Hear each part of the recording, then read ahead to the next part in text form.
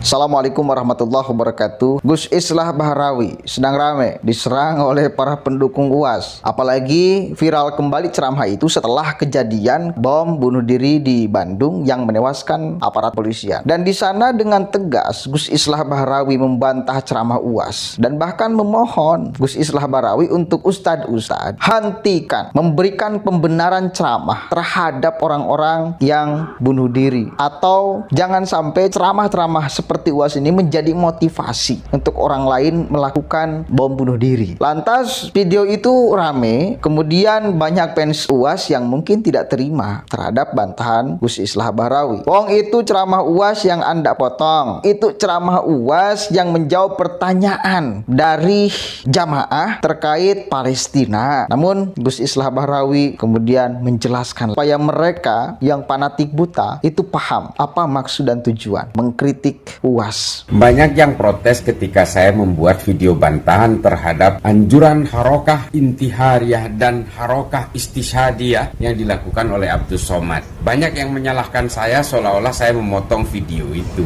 karena memang konon video itu ditujukan kepada orang-orang yang bertanya tentang aksi bom bunuh diri di Palestina. Jawaban saya tanggapi, bro, saya ajarin kamu untuk pinter ya kepada orang yang protes terhadap saya. Mengapa saya membuat video bantahan itu? Ini saya ajari tentang how the ideology works. Banyak sekali teroris di Indonesia yang terilhami oleh sebuah buku yang bernama Ma'alim fil Thoriq. Siapa yang menulis ini? Said Qutb. Apa tujuannya Said Qutb membuat Ma'alim fil Thoriq ini? Untuk kebangkitan orang-orang secara politis di Mesir, dibuat oleh orang Mesir untuk melakukan perlawanan terhadap Presiden Gamal Abdul Nasser.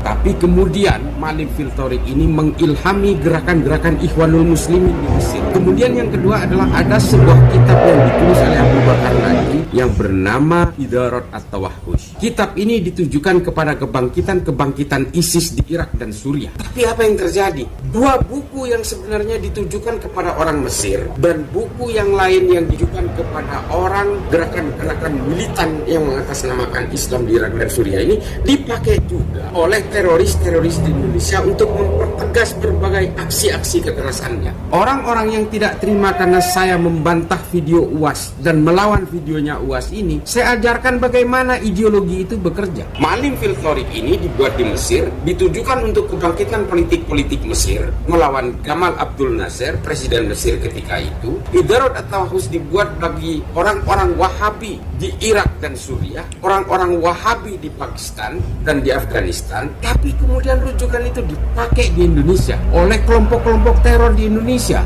oleh pelaku-pelaku bom bunuh diri di Indonesia. Jadi jangan anggap sepele bahwa fatwa seorang ulama itu tidak hanya berlaku di Palestina, dia juga bisa dipakai di Indonesia oleh orang Indonesia untuk melakukan aksi-aksi amalia bom bunuh diri di Indonesia atas nama jihad, atas nama agama, padahal mereka terpengaruh oleh fatwa-fatwa seperti yang dilakukan oleh UAS. Saya kira cukup rasional apa yang disampaikan oleh Gus Islah Bahrawi, dan memang benar. Ceramah-ceramah seperti UAS yang berkeliarannya, meskipun sepotong-sepotong itu, mesti ada yang membantahnya, mesti ada orang yang mengkritiknya. Jangan sampai berkeliaran ceramah itu tanpa ada orang yang mengkritiknya, tanpa ada orang yang meluruskannya. Karena ceramah yang sepotong itu bisa jadi disalahpahami oleh orang lain. Dan apalagi, satu kali lagi, konteksnya itu tidak diterangkan secara utuh. Ceramah potongan itu tidak diterangkan secara utuh.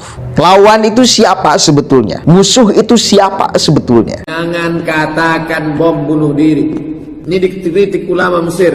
Jangan katakan harakah intihariah, tapi katakan harakah istishhadiyah. Harakah intihariah, gerakan bunuh diri. Itu pers barat yang mengatakan. Yang betul adalah harakah istishhadiyah, gerakan mati syahid. Jangan sampai satu ceramah yang sepotong itu memotivasi orang lain. Maka posisi Gus Islah Bahrawi sudah sangat benar menurut saya. Dan netizen ini yang baperan keterlaluan, seolah-olah UAS mungkin manusia yang suci yang tidak boleh dikritik, seolah-olah statementnya pasti maha benar.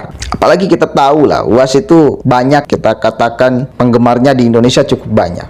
Orang yang harusnya bertanggung jawab dan benar-benar mempertimbangkan setiap apa yang dia ucapkan. Harus benar-benar dia pertimbangkan efeknya.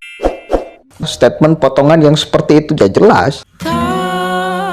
Terima kasih.